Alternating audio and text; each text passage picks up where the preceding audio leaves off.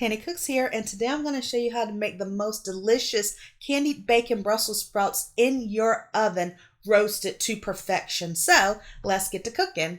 We're going to start off with 2 bags of Brussels sprouts. Each one is 1 pound. I'm using some bacon, about 6 to 8 pieces of thick cut bacon, and I'm using maple syrup from Whole Foods. So this is my beautiful bacon. I'm using Smithfield Applewood.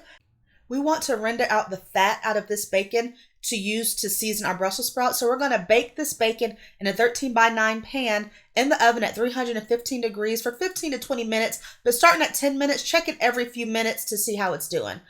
I have my Brussels sprouts in a bowl. You'll notice they look like mini heads of cabbage.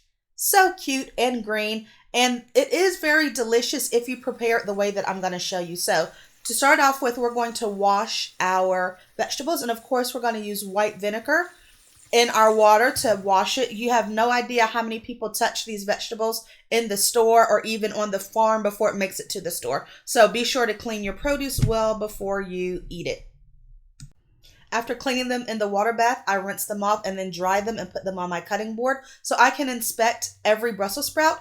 If any of the leaves look brown or worn or yellow, you can feel free to just rip them off. So for several of these, I did rip off a few of the outer leaves to display the beautiful inside of the Brussels sprout, and that's the part I'm going to cook. Next up, you want to cut the stem off of the bottom. It's very hard and you don't want to chew that. After you cut the stems off, you want to cut the Brussels sprout in half if they are as large as mine.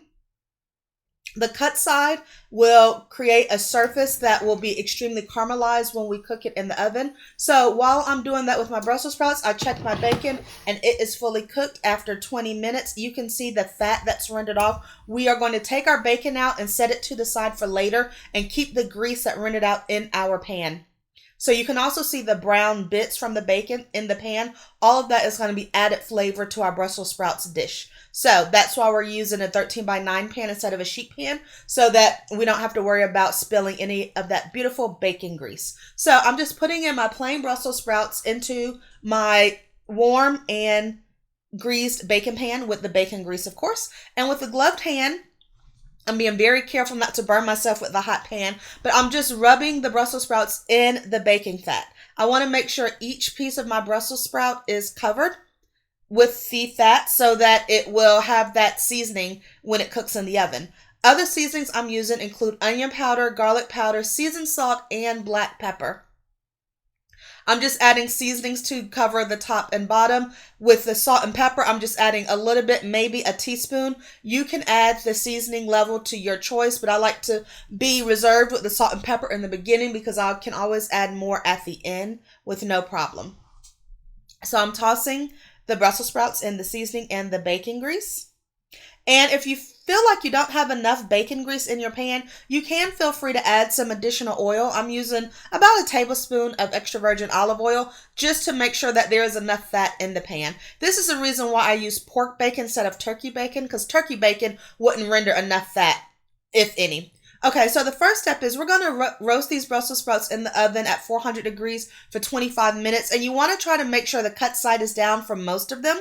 Once that's done, we're going to take it out the oven and add our chopped bacon to the pan. I'm going to give the bacon a quick stir in the pan. Step 3, we're going to drizzle a few tablespoons of maple syrup over most pieces. If you don't have maple syrup, you could use honey.